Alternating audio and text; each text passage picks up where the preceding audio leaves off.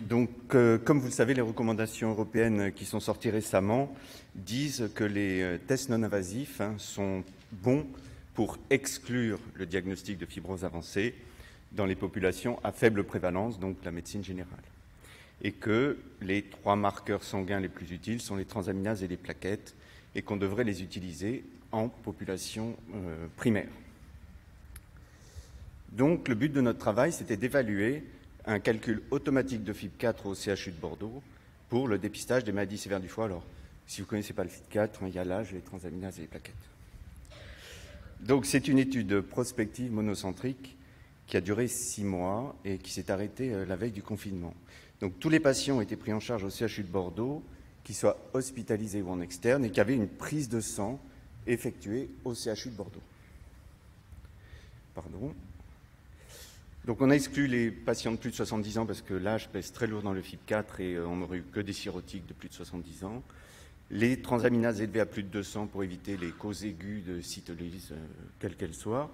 Et les services de soins où on était sûr de trouver beaucoup de faux positifs du FIB4. La réanimation, la maternité, c'était plutôt parce qu'on pensait qu'on n'aurait pas grand monde. Et puis là aussi, il y a des transaminases qui varient. L'oncologie, bien évidemment, la gériatrie et les services de chirurgie. Alors au préalable, on a beaucoup travaillé avec les médecins généralistes de l'Université de Bordeaux et des URPS et de toute la région. Et donc, j'ai testé un petit format A5 qui permettait de résumer le parcours de soins d'un malade à partir du moment où il avait un FIB4. Donc, ce document a été envoyé ensuite, juste avant le début de cette étude, à l'ensemble des médecins du CHU de Bordeaux. Je ne sais pas combien ont ouvert le mail. Mais en tout cas, c'est le même document qui est diffusé actuellement sur toute la région Nouvelle-Aquitaine, puisque le FIB4 est disponible beaucoup en région Nouvelle-Aquitaine. En cas de FIB4 supérieur à 2,67, tous les dossiers médicaux ont été revus pour exclure des faux positifs qui étaient liés à la thrombopénie ou à la cytolyse, un événement aigu qui aurait pu expliquer une cytolyse, et tous les patients qui avaient au moins une fois consulté quelqu'un pour une maladie du foie. Et donc tous les autres patients ont été contactés et il leur a été proposé une mesure d'élasticité hépatique par fibroscan avec un nouveau bilan sanguin et un bilan étiologique. J'ai précisé au départ qu'il y a eu un peu de retard pour contacter les patients puisque l'étude s'est arrêtée, les inclusions sont arrêtées la veille du premier confinement.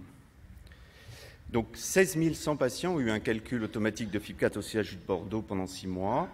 62% d'entre eux étaient inférieurs à 1,3 et 30% d'entre eux étaient intermédiaires. Ce qui fait qu'au total, seulement 7% des FIB4 étaient supérieurs à 2,67. Parmi ces donc 1165 résultats positifs, nous avons exclu 809 dossiers qui étaient, où il y avait une cause, enfin, où le FIB4 n'était pas intéressant puisqu'il n'allait pas diagnostiquer une maladie du foie, soit parce qu'il n'avait pas de maladie du foie et la cytolyse était due à autre chose, soit que le malade était déjà connu pour une maladie du foie. Et donc au total, sur ces 16 000 patients, au total, 356 avaient besoin d'une évaluation secondaire, donc c'est 2,2% des patients en 6 mois. Alors, parmi ces 356 patients, il y en a 41% qui ont refusé de revenir, mais certains ont été contactés 1 an après le temps de faire le travail. 2 sont décédés très rapidement après le calcul du FIB4 et 13% ont été perdus de vue. Donc finalement, on a, et on était assez contents, on a 44,7% des personnes, des patients qui sont venus dans notre service pour avoir un fibroscan et un bilan étiologique. Parmi ces 159 patients, 95, donc 60% avaient une élasticité hépatique inférieure à 8, et donc on a considéré qu'ils n'avaient pas de maladie sévère du foie, et 64 avaient une élasticité hépatique supérieure à 8. Et dans tous les cas, un courrier a été systématiquement adressé au médecin traitant ensuite, quelle que soit la valeur d'élasticité hépatique. Donc voilà les caractéristiques des patients selon leur valeur d'élasticité hépatique. Donc à droite, vous avez l'élévation supérieure à 8. Vous voyez qu'il s'agissait de toute façon d'hommes qui avaient encore une fois, dans les 60 ans, je trouve que depuis ce matin, on voit bien que c'est cet âge-là qui ressort beaucoup, un BMI un peu plus élevé en cas d'élasticité hépatique élevée, et vous voyez un score audit supérieur à 8, chez plus de patients qui avaient une élasticité hépatique supérieure à 8. Le reste des variables ne changeaient pas en dehors des paramètres sanguins, mais ça, c'est un peu logique. Alors voilà les causes de maladie du foie selon la valeur d'élasticité hépatique. Vous voyez qu'il y avait des patients qui n'avaient pas de maladie du foie, on ne trouvait pas de cause de maladie du foie à une élasticité hépatique normale, ils étaient 12. Et vous voyez que la première cause qui ressort, c'est un trouble de l'usage de l'alcool, quelle que soit la valeur d'élasticité hépatique. Ensuite arrive la stéatopathie métabolique, les infections VIH et l'insuffisance cardiaque. Et la provenance des unités médicales était en priorité les urgences, suivies par les unités de cardiologie et enfin les unités de médecine interne. Alors vous allez me dire, il y a peu d'endocrinologie, mais parce que, comme on a déjà mis en place un parcours de soins avec nos amis diabétologues, beaucoup de patients du service de diabétologie ont été exclus puisqu'ils étaient déjà dans une prise en charge hépatique. Voilà les caractéristiques des patients qui avaient un audit supérieur à 8, donc c'était majoritairement des hommes de 60 ans. Peu d'entre eux étaient diabétiques et là encore, vous voyez que la provenance principale de ces patients était les urgences. Ça, ce sont les caractéristiques des patients avec stéatopathie métabolique, là aussi majoritairement des hommes avec un BMI très élevé, beaucoup de diabétiques, beaucoup d'hypertendus. Et là, les deux principales unités étaient les urgences et le service de cardiologie. Ça, c'est juste un petit fun pour vous montrer qu'il y avait 12 patients qui avaient un FIB4 supérieur à 10.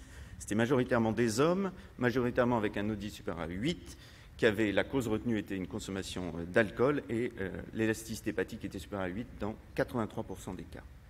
Et puis on a regardé, quand ils sont revenus au FibroScan, donc parfois 6 mois après, ou 1 an après, le nouveau FIB4. Et donc on se rend compte que si on fait un deuxième FIB4 un peu plus tard, il y en a 50% qui peuvent être éliminés parce que le FIB4 est redescendu en dessous de 2,67. Et donc si vraiment on veut se focaliser sur 2 FIB4 puis une évaluation secondaire, c'est 81 patients, donc c'est pas beaucoup. Et là, vous voyez ces patients, c'est 81 patients qui avaient 2 FIB4 élevés à 2 moments différents. Et là, vous voyez que la maladie la plus fréquente avec un FibroScan élevé, c'est l'alcool encore une fois, suivi de la stéatopathie métabolique. Et la provenance des patients, ce sont encore une fois les urgences, dans beaucoup plus de cas que dans les autres. Et bien sûr, ensuite, la cardiologie et la médecine interne. Donc pour conclure, le calcul automatique du FIB4 en centre hospitalier est facile à implanter, il faut un peu de temps, il faut voir beaucoup de monde.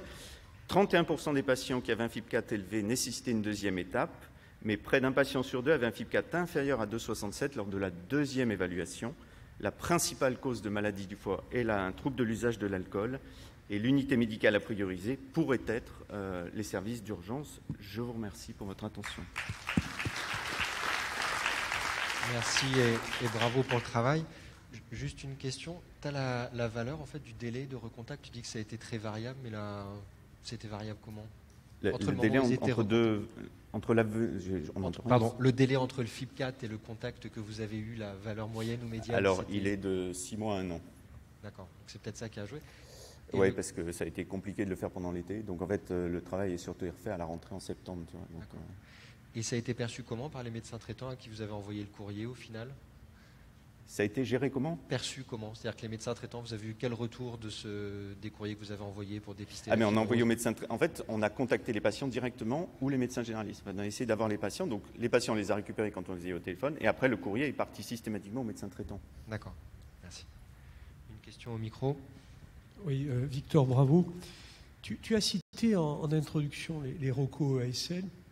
Et finalement, 2021, mais finalement, ton travail excellent confirme quelques recos qui sont après, de dire qu'il faut faire un dépistage en population générale par FIB4, uniquement s'il y a un facteur de risque, et tu les as retrouvés les 3, c'est-à-dire l'alcool, le syndrome métabolique et le VIH, et tu montres par ailleurs une prévalence non négligeable, ça rejoint la conversation précédente, d'insuffisance cardiaque, mais à ce moment-là, il n'y a probablement pas d'hépatopathie sévère. Donc finalement, la recommandation, EASL, tu la confirmes, c'est de ne pas faire de FIB4 systématique, mais uniquement s'il y a un facteur de risque.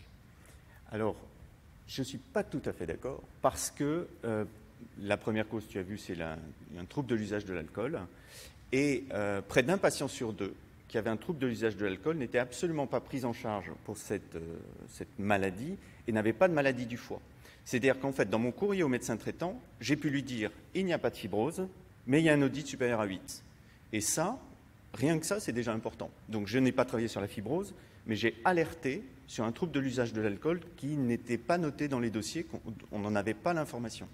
Donc tu vois, c'est pas la fibrose là, mais c'est de la prévention, de la santé publique. Victor, tu es quand même le fils spirituel de Claude Bérou et de Patrice Cousigou. Ça veut dire que les gens n'ont pas interrogé les gens sur la consommation d'alcool. Victor, est-ce que vous envisagez de faire une étude multicentrique et d'externaliser ça à d'autres CHU? Eh bien, c'est en cours, puisque Bondy a fait exactement le même travail, et donc on doit colliger nos résultats en commun avec Nathalie. Voilà. Et ça ne sera pas la même population, ça sera intéressant. Et le retour des patients qui sont passés par les urgences, c'est-à-dire comme c'est les gens qui viennent pour un tout autre problème ou des choses comme ça, ils sont réceptifs au message? Alors c'est difficile les urgences. Oui, alors les urgences, on les a beaucoup alertés. En fait, ce qui est difficile aux urgences, c'est de récupérer les malades après. Il y en a beaucoup qui étaient passés en vacances, que tu récupères pas, qui sont repartis dans un autre endroit, qui ont déménagé, enfin, qui sont venus aux urgences et après tu les recaptes pas. Donc c'est compliqué les urgences, mais c'est certain. Enfin, en tout cas, nous, c'est ce qui sort, c'est que le service quand même qui a le plus de patients. Alors il y a un biais aussi, c'est que aux urgences, tu as systématiquement un F transat. Donc c'est pour ça aussi qu'il y a plus de malades. Voilà, mais c'est pas grave. Du coup, c'est là que c'est peut-être le plus rentable. Merci. Merci. Merci.